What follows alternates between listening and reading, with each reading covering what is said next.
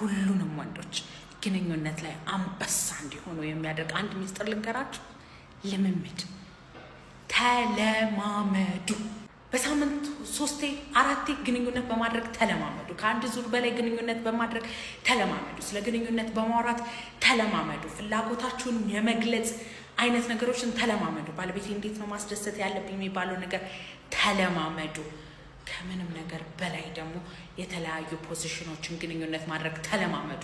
ከባለቤታችሁ ጋር የተለያዩ ነገሮችን መሞከር፣ አዳዲስ ነገሮችን መሞከር። በፊት የተደረገ ነገር ዛሬ ሊሰራች ስለሚችል አዳዲስ ነገር መሞከር ነውር አይደለም። በገዛ መኝታ ቤታችሁ ማንም ሊያሳቅቃችሁ አይገባም። ልምምድ በራሱ ማለት ነው 60% 70% የሚሆኑትን ስንፈተ ወሲቦች አውጥቶ ይጥላል። ቢካዝ ወንዶችን ኤክስፔሪንስ ይሰጣቸዋል፣ ጉብዝና ይሰጣቸዋል፣ ድፍረት ይሰጣቸዋል። ግን ይህንን ተደጋጋሚ ግንኙነት እያደረጋችሁ ቶሎ የምትጨርሱ ከሆነ ሁሌ ወይም ብልታችሁ ቶሎ የሚልፈሰፈስ ከሆነ የዛኔ ከልምምድ ጋር ነገር ሳይሆን ትንሽ የሆነች አካላዊ የሆኑ ነገሮች ሊኖሩ ስለሚችሉ መታችሁ እንደ አግባብነቱ ምርመራ አድርገንላችሁ ሕክምና ልናስጀምራችሁ ይችላል። በማንኛውም ስንፈተ ወሲብ መታከም ከፈለጋችሁ ባዮ ላይ ባለው ስልክ ቁጥር ደውላችሁ ቀጠሮ ማስያዝ ትችላላችሁ። በሬ ሁል ጊዜ ክፍት ነው። የትኛውን ቦታዋን ነው ነካክተ ለግንኙነት ያላትን ተነሳሽነት እስክትጨርስ ድረስ ልታደርሳት የምትችለው?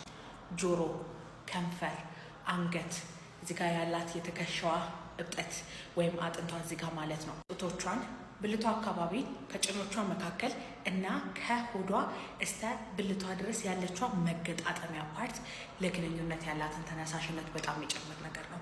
ስለዚህ በቅድመ ጨዋታ ጊዜ እነሱን ነገር በመነካካት ከ15 እስከ 20 ደቂቃ ድረስ ጊዜን ወስደ ለግንኙነት ያላትን ተነሳሽነትም የመጨረስ አቅምን እየጨመርክላት ልትሄድ ትችላለህ ማለት ነው። ብዙ ወንዶች ይሄንን ነገር እየነካኩ ለ15 እስከ 20 ደቂቃ መቆየት አይፈልጉም። ቢካዝ ብልታቸው ይልፈሰፈሳል በዛ ሰዓት ውስጥ ወይም ቶሎ ሊጨርሱ ቶሎ መጨረስ ካለባችሁ ወይም የብልት አለመቆም ችግር ወይም የብልት መልፈስፈስ ካለባችሁ ግንኙነትን ማጣደፍ አይደለም።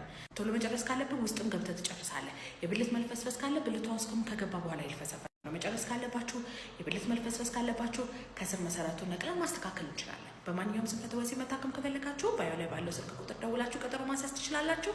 በሬ ሁል ጊዜ ክፍት። ብልታችሁ ሹክ ብሎ ነው አልቆመም ማለት የሚጀምረው። ምክንያቱም አብዛኞቹ ሰዎች የብልት አለመቆም ችግር መጀመሪያ ሲጀምር ምልክቶቹ ስለማያውቋቸው መጀመሪያ ፍላጎታችሁ እያነሰ ይመጣል።